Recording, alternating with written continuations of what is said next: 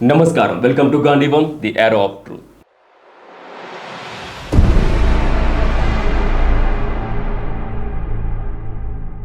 ఉత్తరప్రదేశ్ పుణ్యభూమిపై మరోసారి రక్తం చెందింది. బాగ్పత్ జిల్లాలోని త్రిత్రోడా గ్రామం ఒక భయంకరమైన పాపానికి సాక్ష్యంగా నిలిచింది. 2026 మార్చి 4వ తేదీ బుధవారం యావత్ దేశం హోలీ పండుగ సంబరాల్లో మునిగిపోవడానికి సిద్ధమవుతున్న వేళ అమృత్ శర్మ అనే ఒక హిందూ యువకుడు అత్యంత క్రూరంగా చంపబడ్డాడు.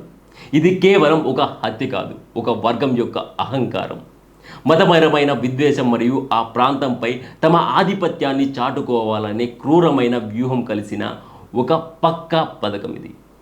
నివేదికల ప్రకారం అమృత్ శర్మ తన స్నేహితుడు అని నమ్మిన సమీర్ పిలుపు మేరకు హోలీ విందు కోసం చికెన్ కొనడానికి సాజిద్ అనే వ్యక్తి నడుపుతున్న షాపుకు వెళ్ళాడు. కానీ అక్కడ అతనికి ఎదురైంది చికెన్ కాదు, తన చావు కోసం వేచి చూస్తున్న హంతకముట.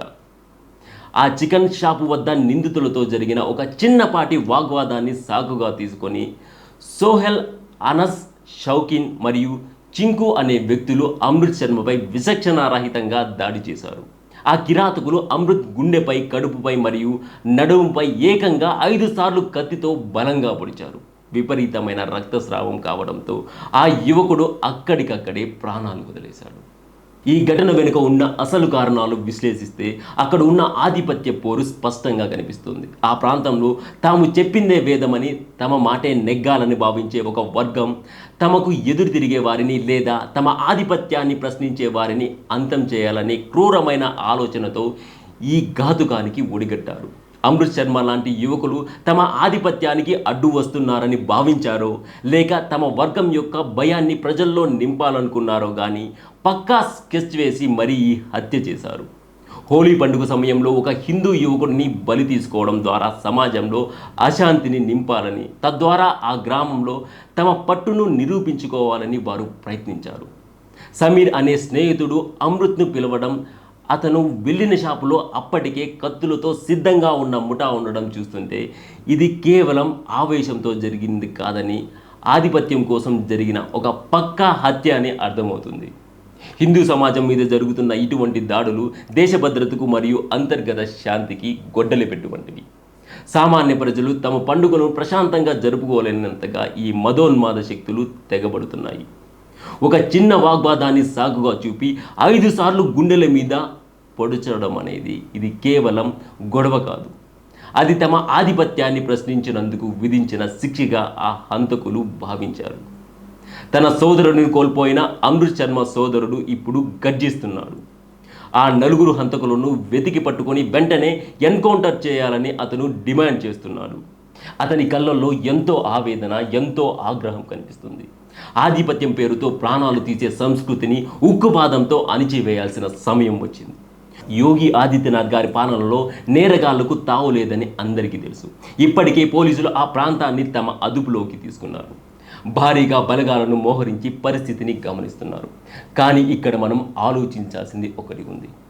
స్నేహ ముసుగులో వచ్చి ఆధిపత్యం కోసం గొంతు కోసే శక్తులు మన చుట్టూనే ఉన్నాయా అని. హోలీ లాంటి పవిత్ర పండుగ పూట ఒక హిందూ కుటుంబంలో చీకటిని నింపిన ఈ మదోన్మాదులకు బుద్ధి చెప్పాల్సిన అవసరం ఎంతైనా ఉంది. అమృత్ శర్మ చేసిన తప్పేంటి? కేవలం తన స్నేహితుడిని నమ్మి బయటకు రావడమే అతను చేసిన నేరమా?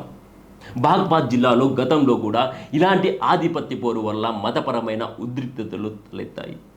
అలాంటి చోట ఒక హిందూ యువకుడిని ఇంత దారుణంగా హత్య చేశారంటే నిందితులకు చట్టం పట్ల భయం లేదనేది అర్థమవుతుంది.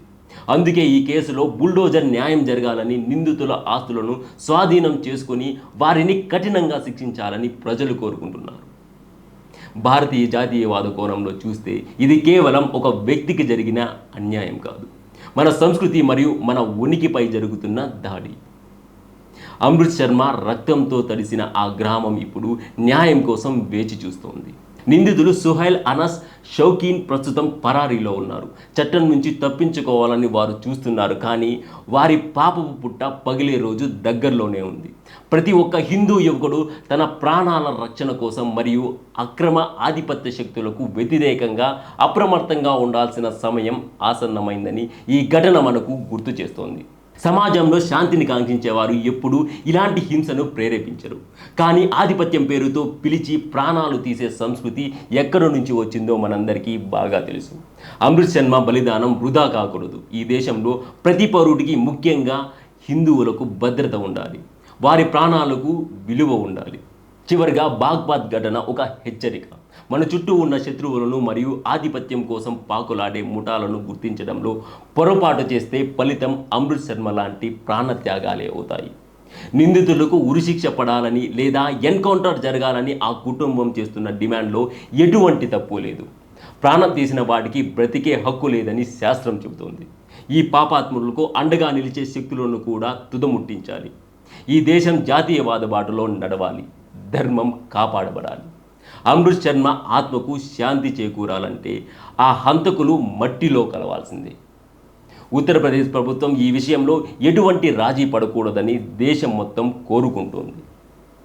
జస్టిస్ అమృత్సర్ అనే నినాదం వెల్లువిరుస్తోంది. నేరస్తులకు, ఆధిపత్య పిశాచులకు అత్యంత కఠినమైన శిక్ష పడితేనే ఇలాంటి దాడులను అరికట్టవచ్చు. ఈ వీడియో మీద మీ అభిప్రాయాలను తప్పకుండా తెలియజేయండి.